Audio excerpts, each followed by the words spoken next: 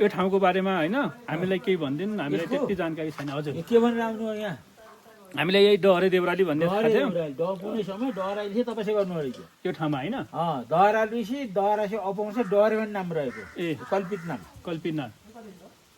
कन्द पुराणे, जम्बूद्वीपे, भरतखण्डे, नेपाल देश, उत्तराखण्डे, नीलकण्ठ पर्वते, नीलकण्ठ पर्वते, सिद्धेश्वर महादेव थिए, काली शक्ति थिए। काली शक्ति थिए। कस्तो काली नि?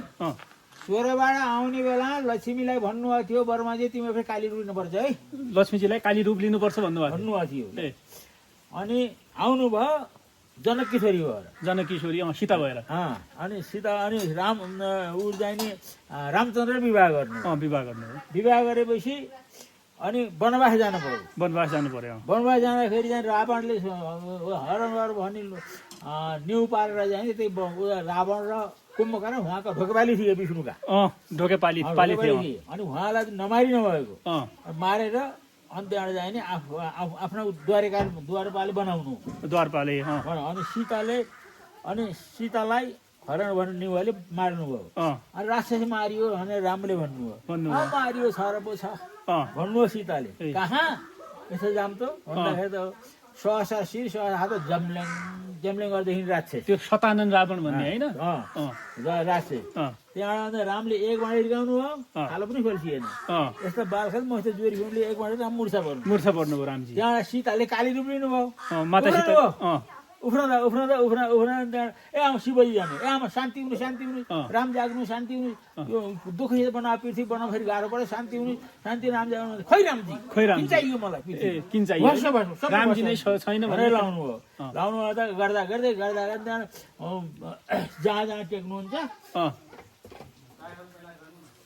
कालीले जहाँ टेक्नुहुन्छ उहीँ शिवजी थापिँदै हिँड्दै गर्नु हो। शिवजी थापिँदै हिँड्दै गर्नु हो। अन्त गर्दा शिवजीको मूर्छा रामको मूर्छा पनि खुल्दै गयो, यहाँको कोर्दा पनि शान्ति हुँदै गयो। यो काली रूप यहाँ छ। यो काली रूपको त्यही सीता माताको काली रूपको यहाँ पूजा गरिन्छ होइन? माथि सीतारामका प्यारा हनुमानका प्यारा सीताराम। हनुमान त देख्नुभयो त्यहाँ? हनुमानको मूर्ति देख्नुभयो? देखे हो। त्यसो हुँदाखेरि उहाँ यो काली रूप यहाँ छ। अन्त गुवाहाटी, कमख्ये, पोखरा, बिन्दवासिनी, बालुकी देवी यति समयमा यदि यसले थापना भएको भने पाइन्छ।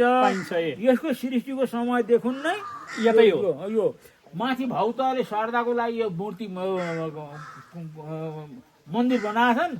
तर यो लिङ्गाकार उहाँको मन्दिर त्यही भित्र झलझाला बुझीसम्म लेखिएको छ। भित्र झलझाला बुझी भनेको छ। त्यसो हुँदाखेरि यस्तो छ यहाँको शक्ति महिमा यो जिब्राले बताएर सकिन्न हो। त्यसो हुँदाखेरिमा यस्तो छ यसको महिना। जे भनौँ हाम्रो शारदा पोख्ने भने जे धेरै वरदान लिए यहाँबाट। वरदान धेरै लिए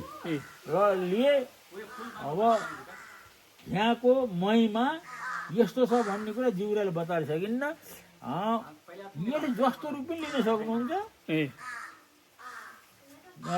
हरि कहिले वृषवाहिनी पनि हुनुहुन्छ, कहिले बाघेश्वरी पनि हुनुहुन्छ, इत्यादि हुनुहुन्छ। यहाँको वर्णन गर्न जिब्राले सक्दैन। अब शारदा मात्रै पोख्ने हो। आफूले शारदा विश्वभर शारदा पोख्ने यहाँ नदिने कुरा केही पनि छैन। सबै दिनुहुन्छ। छोरो माया पनि दिनुहुन्छ, स्वास्नी माया पनि दिनुहुन्छ, सम्पत्ति माया पनि दिनुहुन्छ, जे माया पनि दिनुहुन्छ। सबै दिनुहुन्छ होइन? यस्तो महिमा छ ल।